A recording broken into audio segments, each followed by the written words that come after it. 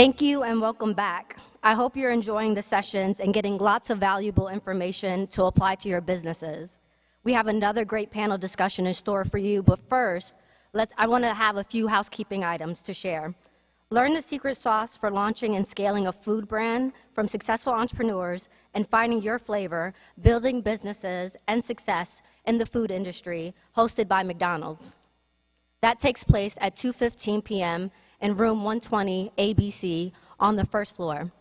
Be sure to visit the Business Opportunity Showcase, where you can refresh and recharge in the nationwide lounge and engage and support other Black businesses. Later today, here in the Terrence Ballroom, please return for our final two panels. Behind the Brand, hosted by MasterCard at 3:30 p.m., and Sisters, Inc., leveraging your brand to build your business, hosted by Comcast Rise at 4:30 p.m., takes place right here in the ballroom. Black Enterprise is developing its list for BE 100s, the nation's largest Black-owned businesses. To fill out a survey on your company or nominate a company you believe is deserving, go to the registration desk. And lastly, be sure to attend our wrap-up party featuring Power 99 FM's Cappuccino and DJ Doc B. Food, and of course, we'll have a full bar, so make sure you come. Drinks will be provided, y'all. That'll be held out right outside at the Terrence foyer. And now, let's get started with our discussion. We're gonna zoom you right into the truly exciting world of luxury travel. How many of y'all are interested in luxury travel? Raise your hands. All right. It's a market that was valued at $945 billion, billion with a B, y'all, just right before the pandemic. And even now, it's expected to grow nearly 10% this year. So we have two co-founders of one of the biggest and best-known Black-owned private aviation brokerage companies here to share their blueprint, for how to create a successful business in their booming luxury travel space. Kelvin Mensah, known as PJKev, and his partner, Aaron Wilson, launched Approved Jets in 2019, and it's quickly becoming one of the best-known Black-owned private aviation brokerage companies. They made millions in their first year, serving the high-net-worth individuals from media, entertainment, sports, and the C-suite. Y'all, please welcome PJKev and Aaron Wilson. Go now? Okay. Okay. Let me see. I'll sit in the middle. Hey. Hey, y'all, good afternoon. How we feeling, Philly?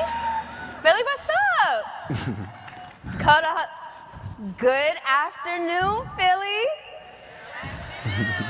Thank you so much. So, my name is Selena Hill. I'm the Deputy Digital Editor at Black Enterprise, and I am super excited about this conversation because these two young Black men have found major success in the luxury aviation space, okay?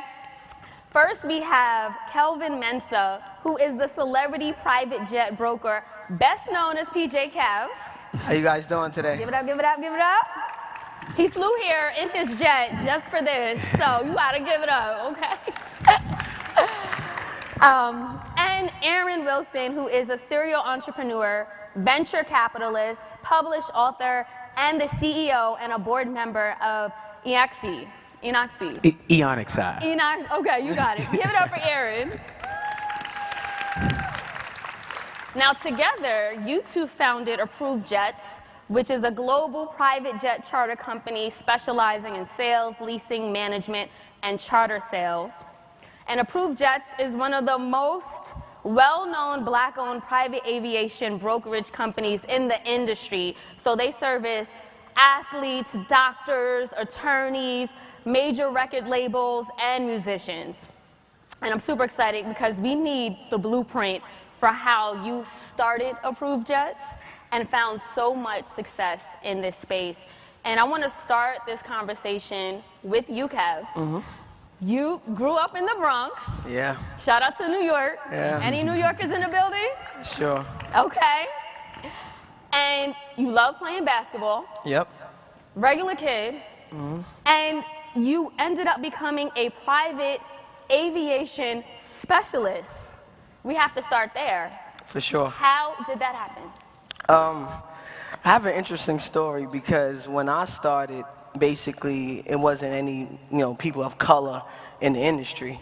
I was going back to school. I was going to Syracuse at the time, and I was coming back to New York to actually work.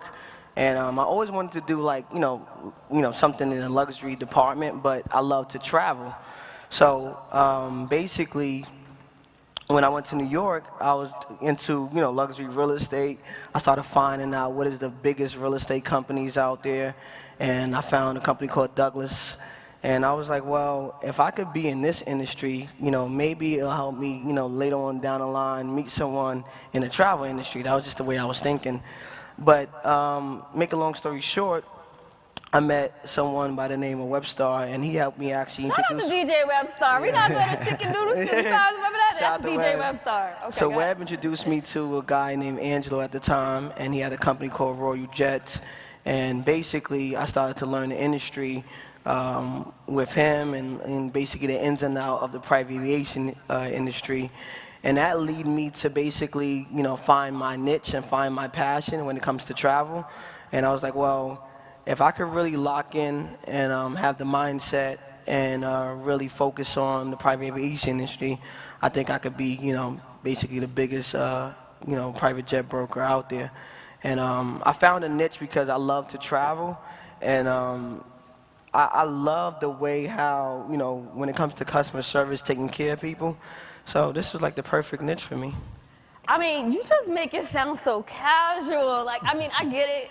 You naturally fell into it, but I think a lot of us who love to travel think about, okay, how can I work for Delta or American Airlines, or how can I become a pilot? I don't think many of us are like, I want to become the best private jet broker and service, celebrities and all this stuff. So how did you even develop the mindset to say, hey, I can do this, I can work in this industry, and I can even dominate?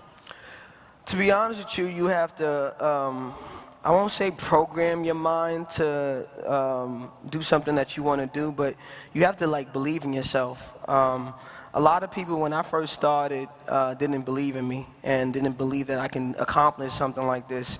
But I think it all starts with the mindset. I was always an entrepreneur, so I was always reading books like Rich Dad, Poor Dad, The Richest Man in Babylon.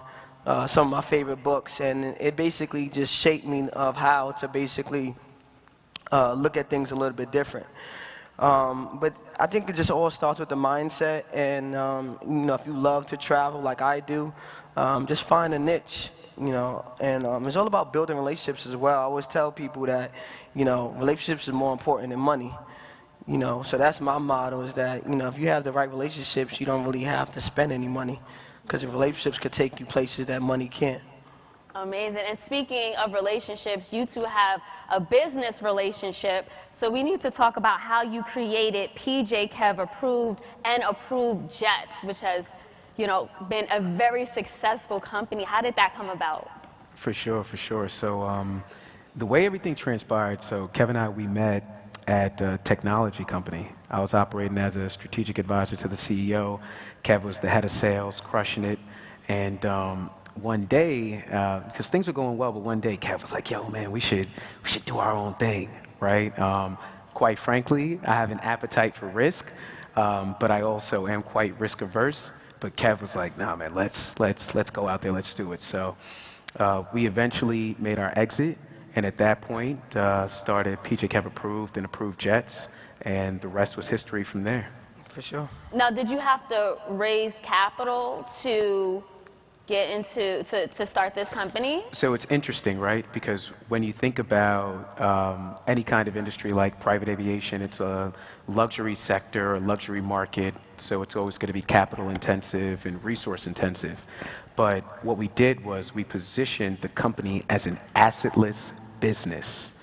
And that became the cornerstone for our business model, where it was more so focused, again, on the relationship side of things as opposed to owning the assets itself, which allowed us to kind of focus on driving revenue without having to have a ton of capital. So we were able to support operational expenditures and overhead and still be profitable because we were focusing more so on the relationships and then also on high frequency transactions as opposed to larger ticket sizes, low frequency transactions. So we had the cash flow to support a business without diluting ourselves from an equity perspective and taking capital from external investors. That strategy is brilliant. Thank Did you. you come up with that initially, or did you sort of learn and go and figure this out? Initially, yes, but as we learned and went on, we were like, why dilute ourselves? Let's maintain that ownership. We live in an age, it's 2022. Why would we at this point, bring someone else into the pot when we don't need to? Right. And you mentioned relationships. Kev, you mentioned relationships. We have to talk about the relationships you have in the industry. We see you with French Montana, Diddy, Justin Combs, Meek Mill, all around the world. So it seems like, you're servicing them by booking their jets, but then you befriended them and, maintaining these relationships to do other things. How did that happen? How do you do that? To be honest with you, the relationship starts off not a business transaction. A lot of people think that, you have to do business with someone to build a solid relationship. You actually don't. And I come on and just be, I just be myself, to be honest with you, around these, high net worth people and celebrities. I think that's the best advice I could give anybody out there. Just be yourself.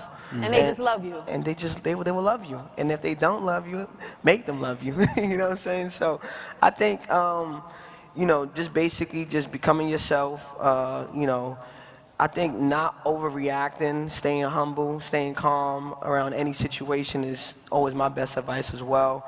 But these relationships, started off non-business, some was business relationships, but I was able over the years to establish, a great relationship throughout the years by just being myself, to be honest with you. So take us back to the first celebrity relationships you developed that really catapulted your career and your company. How did you initially make these relationships and start working with celebrity clientele? I think the first relationship, I would say, started off this whole, book of business. I would say it had to be one of my brothers now, Justin Combs. Because Justin was, basically like a brother to me, and he still is to this day. And I think that opened up, the business relationship with Team Zoe, which used to be French Montana's main assistant, and now one of my best friends. And then that relationship opened up the French Montana relationship, and French was actually the first person that believed in me and booked a jet for me. The first person, your first customer was French Montana. First customer was French Montana. How did that go? I messed up on his plane 3 times. But, he still gave me another shot, and another shot, and I'm still here today. How did you, so what do you mean when you say you messed up on his plane? Did he order a jet? Yeah, so he ordered, for instance, he ordered like a heavy jet, and I gave him a mid-size. A heavy jet fits anywhere from 12 to 16 passengers, and I gave him basically a jet that fits 6 to 8 passengers. And then the second time? The second time, it wasn't really my fault, but it was a delay, and it actually helped. I think he missed like a shoot in Miami. So because of the jet. Yeah. And he was still like... I mean, he believed in me because he knew I wasn't going nowhere. I had the relationship with like Justin Combs and Diddy and Zoe, and he still gave me a shot. And I always try to give like people the best pricing, so like, Okay, so great. You started off, you messed up, but that still developed into other relationships, and you just kept building. I love that. So what challenges did you have or face when you're building, this business and luxury travel as young Black entrepreneurs? I mean, has that been a struggle at all? I'm gonna let Aaron say it's too many for me. It's too many. I'm like, Aaron, go ahead with that one. I mean, the challenges and the hurdles are always going to be there, right? Because there are a lot of people who don't look like us who are in the space. It's a predominantly white male-dominated space. And there are a lot of I guess, situations where we'll be told that they don't want to support our clientele, right? Or they don't want to support, quote unquote, our people. So with that, we kind of have to focus on just continuing to provide quality service and just taking it on the chin, right? When it comes to the private aviation space, you're always going to take hits and take it on the chin a lot, right? There's situations where you have to absorb costs. There's situations where you have to rekindle relationships that you once had before. So even just to kind of think about it from a metrics perspective when it comes to success as a business, right? You have different metrics when it comes to acquiring clients. You have your customer acquisition costs, you have your lifetime value of your client, your LTV, and then you also have your churn when you're losing your clients. One thing that private aviation is infamous for is people losing clients. And everyone's always trying to find a better price. But something that we've taken immense pride in that Kev just alluded to, especially with the relationship with French Montana, is that even if there's a situation that doesn't pan out the way that you wanted it to, there's always an opportunity to earn that trust back, win that client back, and provide quality service. Got it. Did you face any racism or any challenges? Because, you know, you were in your 20s too, right, when you were doing this? Mm-hmm. Yeah. Did that pose itself as an obstacle? I mean, I would say yes. You know, as a young black African American, I think we all face a lot of challenges, especially with high ticket transactions. Is from, you know, can we trust you with this type of transaction? You know, your clientele, you know, what type of clientele that you're putting on the jets. And it's, yeah, I'll say yes, you know, overall. How did you figure out how to navigate that?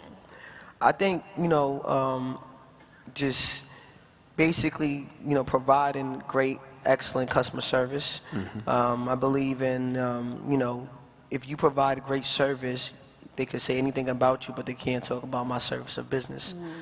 You know, also being, you know, you hear a lot of things in the industry, you know, whether it's racial, whether it's, you know, things that you hear in the industry, but I think just staying true in what you believe in, and knowing that you have a great product and a great business and you have great business partners, you'll eventually accomplish those remarks. Absolutely. So despite the challenges that you guys faced, I read that you grew the business to some multi-million-dollar revenue during your first year. Yes. Correct. And this was also during COVID? Yes. Yes. Okay. Explain. So, and I know Kev could jump into this a bit deeper, but we had to take extra precautionary measures to make sure people felt safe, right? The whole essence of private aviation is to have a custom private experience where you feel safe and where you also feel like your information is being protected, just everything, the entire experience. So with that, we had to ensure that we took certain measures from a disinfection perspective, and we took certain measures with the operators and jet managers who we partner with to ensure they were doing their part on their end. So it took a lot more legwork and muscle work from a logistics perspective, and we did have to get additional people on the team to support us in that capacity. Mm-hmm. So we had to scale up during a time when people didn't want to travel. So obviously there are financial implications associated with that, but by the grace of God, we made it through, and some hard work, some elbow grease. Yeah. But Kev, I kind of feel like during the pandemic, everyone wanted to start flying private because they didn't want to get on a plane, right? So did COVID help, or was it an obstacle? COVID actually helped. A lot of people was, you know, didn't want to be around other people on aircraft, so you know, they was like, well, even corporations, right? They was like, well, instead of us paying for 6 first-class tickets, we could just hire a private jet. We don't have to go through a public airport. We could go to a private airport, and we could get to our destination safe. And a lot of people don't know, but with private aviation, we actually fly in different airports than, you know, public airports. So the amount of different and smaller airports out there in the country is actually a lot more than the public airports. Got it. So we're going to begin to start taking questions. So if you have your question, begin to start articulating it in your mind, and we will open the floor very shortly. I want to ask Aaron, so during this journey and this process, and it's fairly new, you started in 2019, right? This is crazy. What has been, I guess, the biggest challenge or struggle, or I don't want to say failure, but loss that you suffered, and what did you gain from that experience? For sure, for sure. So being an entrepreneur is hard. Let's just start right there, right? No matter what you see on Instagram, what you see on social media, being an entrepreneur is hard. People don't show the losses, they show all the wins. They show the nice cars, they show everything else, but it's tough. Behind the scenes, there's a lot of work, and life doesn't stop just because, well, not life, business doesn't stop just because your life was impacted in a certain way. So I'd say losses, I mean, unfortunately, I lost my father during the COVID-19 pandemic back in 2020, but business didn't stop.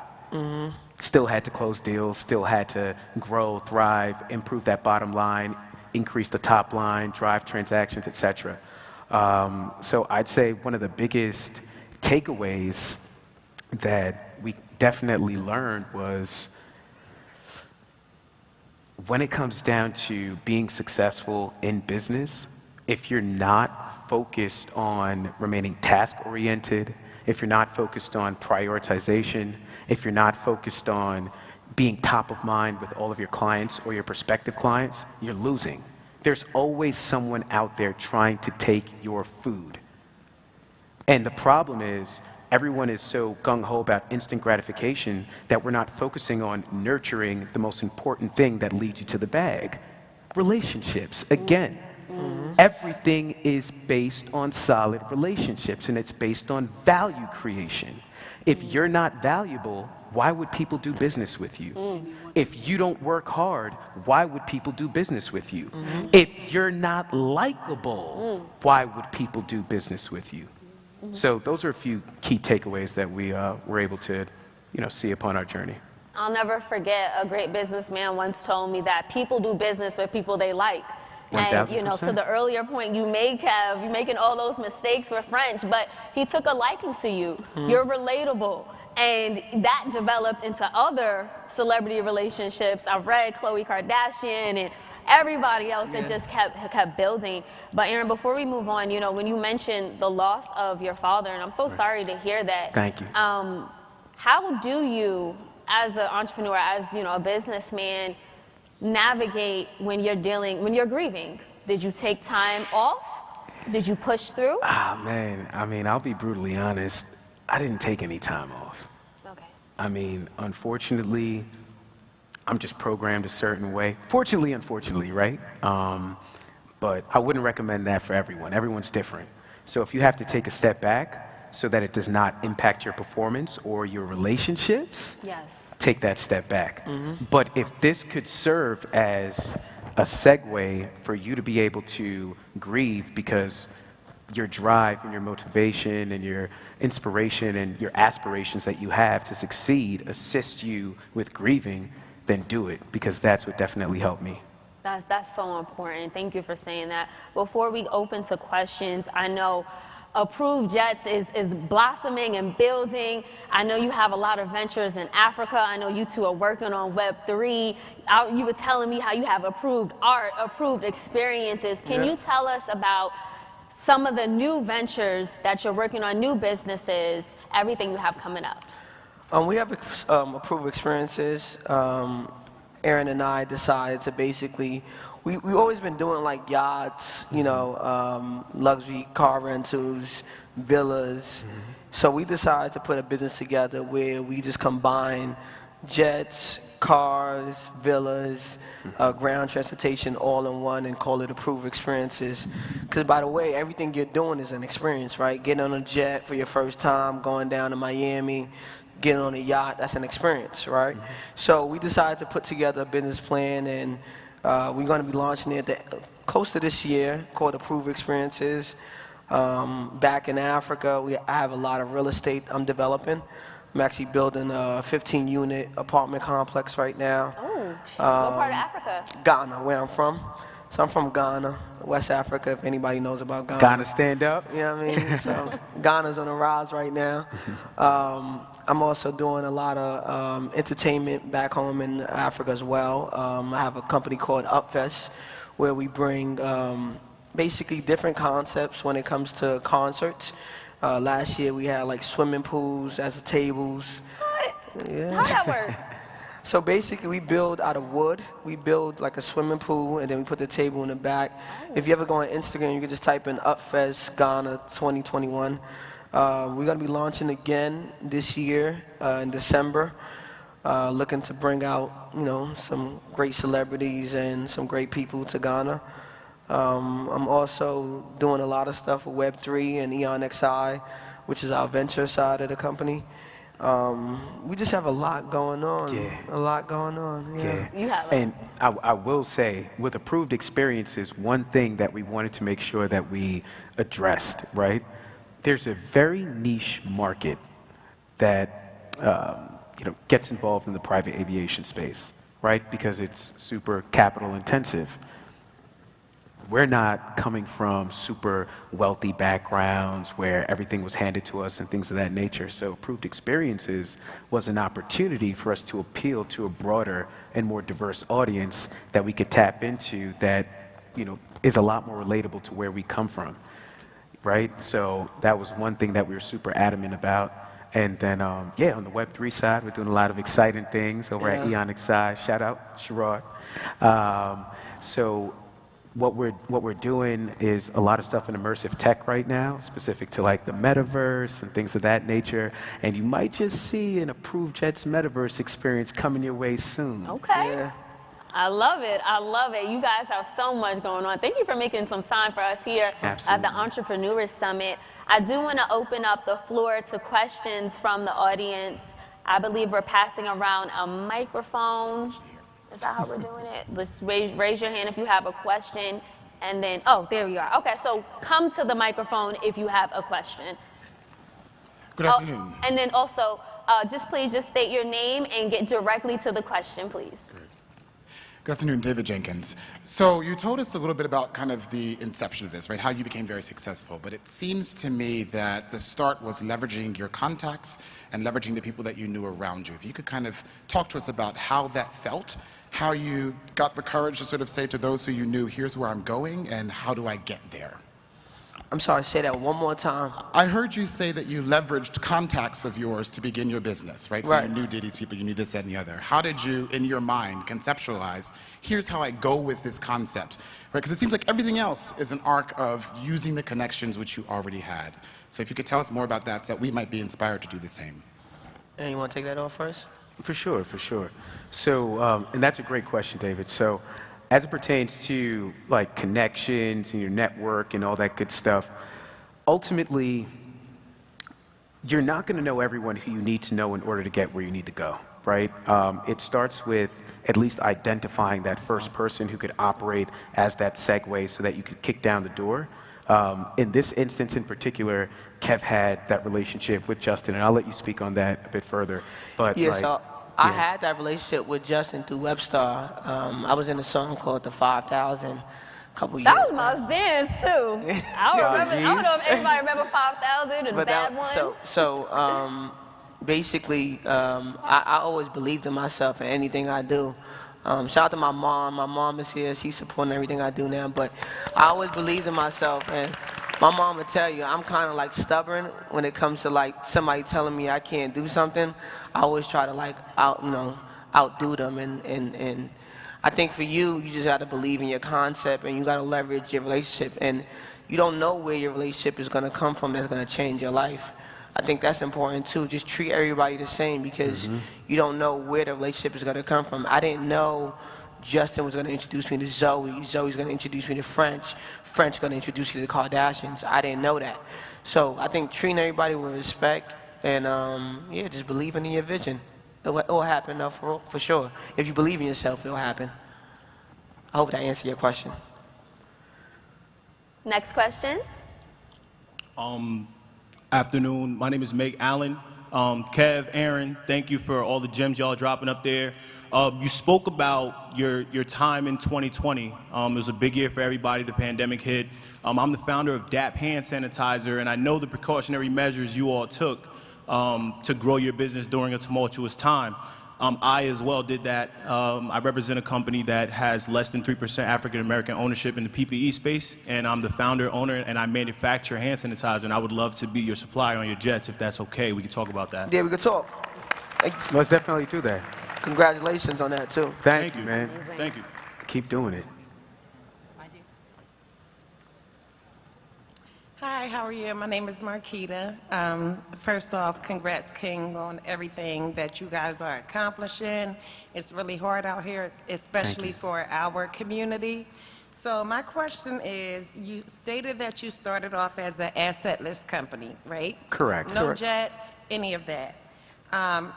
Currently, do you own the product that you're brokering, or are you still, or essentially what I'm trying to say is, if you don't own the product, as an assetless company, how do you get private jet owners to work with you?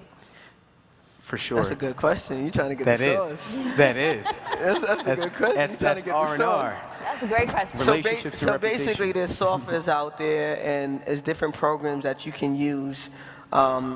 It is capital intensive, but basically, it's a software that I use that every jet owner or corporation that would like to lease out their jet, put it on this platform, and that's how I get access to it.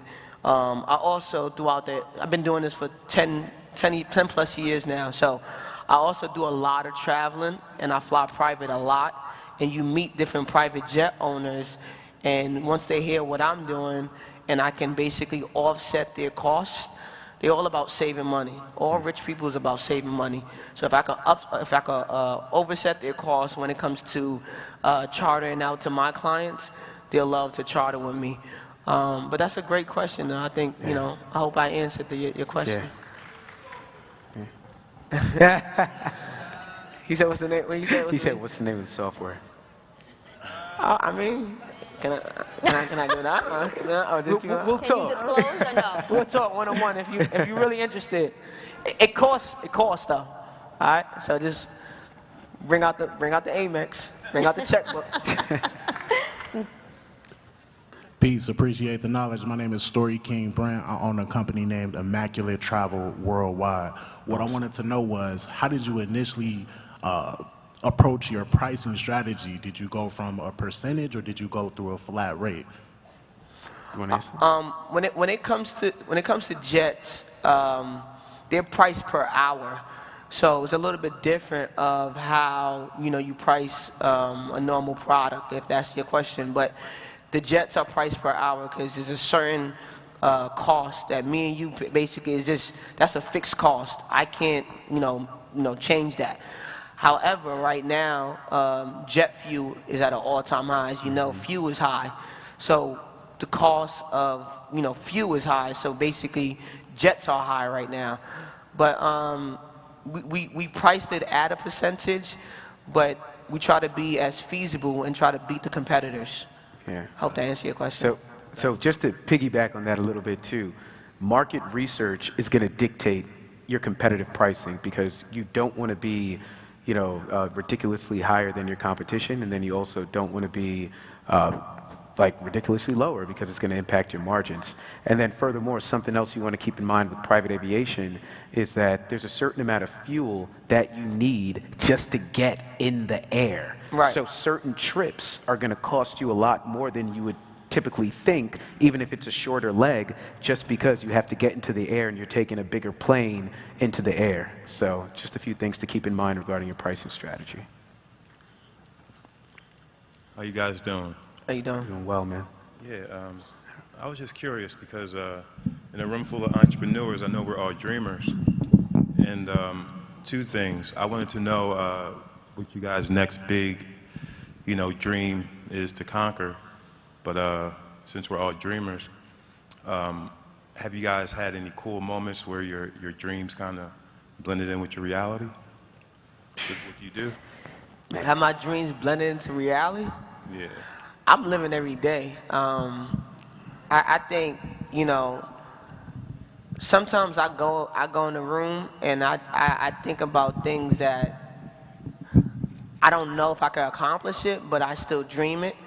I mean, my next biggest dream is I want to buy my own island. You know what I mean? I think it'd just be dope to have an island. So things like that, I just lead up to, okay, what is gonna take me to get an island? You know what I mean? And you know, is it feasible? Do I have the capacity to buy an island? So Not to cut you off, but you know, our hustlers, they can see into the future, you know. So after you meet with like a big client, you fulfill something that's really good. I mean, your dreams have to like go into the future even more, right? yeah, I mean, after I accomplish a dream, you know, for me, I'm a dreamer. You know what I mean? So I always look for the next big, you know, thing. But I think, you know, where the world is going to, you know, we need to start thinking about, you know, outside of America. Let me just say that, you know, things bigger than us, things that we can do that can affect, you know, not just only America, but outside of America. So, Kev, I think it's important to note even what happened with approved art and the launch of approved art, Yeah. right? So just a little context. As Kev mentioned, he's from Ghana originally, and he's a big fan of art, and a lot of ways that we were thinking about bridging socioeconomic resource gaps we felt were going to be predicated upon the arts and being able to uplift and educate and shed light on artists who are coming from African descent. And approved art, that was something that Kev dreamt about, and it was brought to fruition in Miami. Kev, you want to speak on that a little bit? Yeah, approved art. I do a lot of I collect art as well, African art, and that's something that I woke up. I told Aaron about it. I said, "Yo, we have to do the biggest art show for Miami Art Basel Art in Basel. Miami, for Miami Basel, and we put it together in 3 weeks, 3 weeks. and it was a success. So that's a dream that came to reality. Wow. Yeah. It's amazing. Hey, how you doing? Barry Baptiste, Image and Sound. We provide services to high net worth clients for audio and video smart homes. I got a great idea for you guys. Are you guys planning to get into the luxury yacht business? Provide same thing as Yeah, we in with it. jet services? We're in it. We in that business. All right, fantastic. Thank you. Amazing. Absolutely. Yeah, Thank you, so- brother. Amazing. Do we have time for another question, or are we wrapping up? Last question. All right, this is a good one. What's up, Kevin? It's Augie. What's up, my Good to see you, good brother. Good to see you. Real fast, can you just elaborate a little bit on some different programs, right? You know, set in the jet setting that people might not know about, that there's a lot of entrepreneurs here who own companies, right? And just give them a little insights stating about if they had some type of program that they can pay like a yearly fee, because we know what the prices is. We've been on flights together. Yeah. So just on a yearly thing or, 2 years time frame, what, just give some information about that a little bit. Just Like let the jet people know. memberships? Yeah, just let people know that it's possible because again, Yeah. what it costs on the So jet. it is possible to get on like seats, right? I know a lot of people want to experience a jet and they want to like jump on seats. There's a lot of companies out there, technology companies, where you can actually pay a membership or you could pay for a seat on the jet, and where you will split the jet with other people that have that membership. And I think what you're saying is that, a lot of people don't really got the money to afford full-on charter jets, but you could pay for an individual seat. Certain companies like Jet Suite X, and I think Jet Smarter, but they went out of business now, which is XO now. But you could pay for individual seats, and it's basically just as much as a first-class seat. A lot of people don't know that, you know what I mean? And I think, that is important to share that with, because, if they want to experience it or they want to take their family or friends, you don't have to always get the full plane and full charge Kev, to actually pay for my a seat. apologies. I think it's super important because we haven't mentioned any specific price points. So even just an example of an east-west from LA to New It'd York. probably be like $3,500, $4,500 per seat. Wow. Okay. And typically, what would that charter be for the full jet? $45,000, $55,000. Wow. Easy. So And you can still get a picture for the gram. You still getting on the jet. Yeah, you so can like, still do what it's you gotta really- do. little stunt The action. Bow Wow challenge. I remember he did that, acting like he was on a jet. Well, this has been phenomenal. Raise your hand if you got something out of this. Raise your hand if you feel more inspired and motivated by these two, again, young black entrepreneurs who are just dreaming and manifesting and just taking business to the next level. Thank you guys so much. Thank you for having us. Thanks for having Appreciate us. it. Appreciate Thanks, guys. Keep going. Dream big. That's, I think you wanted to get up.